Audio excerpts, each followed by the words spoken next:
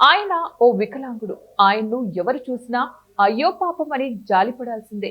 ఆయన శారీరకంగా వికలాంగుడు మాత్రమే, మానసికంగా కాదని కూటమి ప్రభుత్వంపై సోషల్ మీడియాలో తప్పుడు పోస్టులు పెడుతూ వేధింపులకు గురి చేస్తూ ఉంటాడని ఎమ్మెల్యే శిరీష అన్నారు. పలాస టీడీపీ కార్యాలయంలో ఆదివారం ఆమె విలేకరుల సమావేశంలో మాట్లాడుతూ గతించిన 6 సంవత్సరాలుగా మాజీ మంత్రి అప్పలరాజు ఇటువంటి వికలాంగుల చేత సోషల్ మీడియాలో నీచాతి నీచంగా వేధిస్తున్నారని, పలాస మండలం సుమ్మాదేవి గ్రామానికి చెందిన వికలాంగుడు దున్న బాలకృష్ణపై ఆమె పోలీసులకు ఫిర్యాదు చేశారు. హోంమంత్రి అనిత స్పందించి మహిళలపై సోషల్ మీడియాలో వేధింపులకు గురి చేస్తున్న వారిపై చట్టపరంగా తగు చర్యలు తీసుకోవాలని ఆమె కోరారు. ఆయన ఇంకో పెద్ద సైకో పర్వర్ట్. ఇలాంటి వాళ్ళని వెతికి వీళ్ళని ట్రైనింగ్ ఇచ్చి వీళ్ళ చేత సోషల్ మీడియాలో పోస్టులు పెట్టిస్తుంటాడు. ఎందుకంటే రేపు ఉదయం మేము ఏమన్నా కంప్లైంట్ ఇవ్వదలుచుకుంటే, ఇవ్వాలన్నా, ఏమన్నా చర్యలు తీసుకోవాలన్నా మీడియాలో ఆయనకి తగ్గట్టు రాతలు రాసే సాక్షి మీడియాలో అయ్యో వికలాంగుల మీద తెలుగుదేశం నాయకుల దాడి, గౌతు శిరీష దాడి అని కల్లిబొల్లి ఏడుపులు ఏడవడానికి అప్పలరాజు ఎన్నుకున్న కొన్ని ప్రత్యేకతలకున్న మనుషులు వీళ్ళందరూ. చాలా మంది ఉన్నారు మా పలాసలో. ఈ ఫోటో చూడండి ఒకసారి. ఒక పక్క నా ఫోటో, ఒక పక్క సైకోన్ ఒక ఫోటో.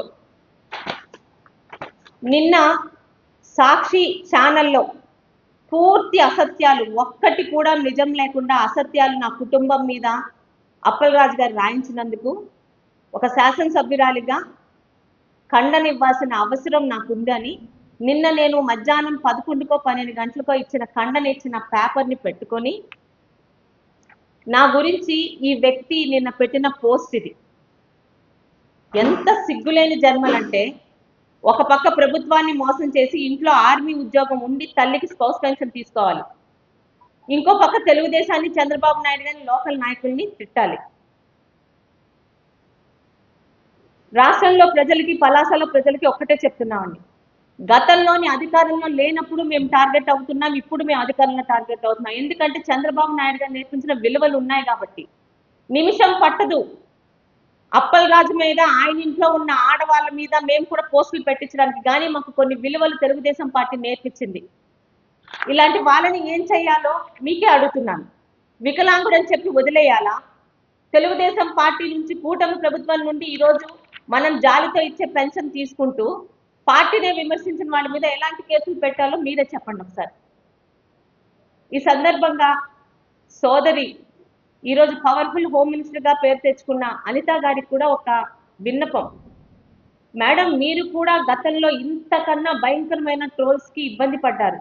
ఈరోజు చట్టాలు చేసే ఒక బాధ్యతాయుతమైన పొజిషన్లో ఉన్నారు.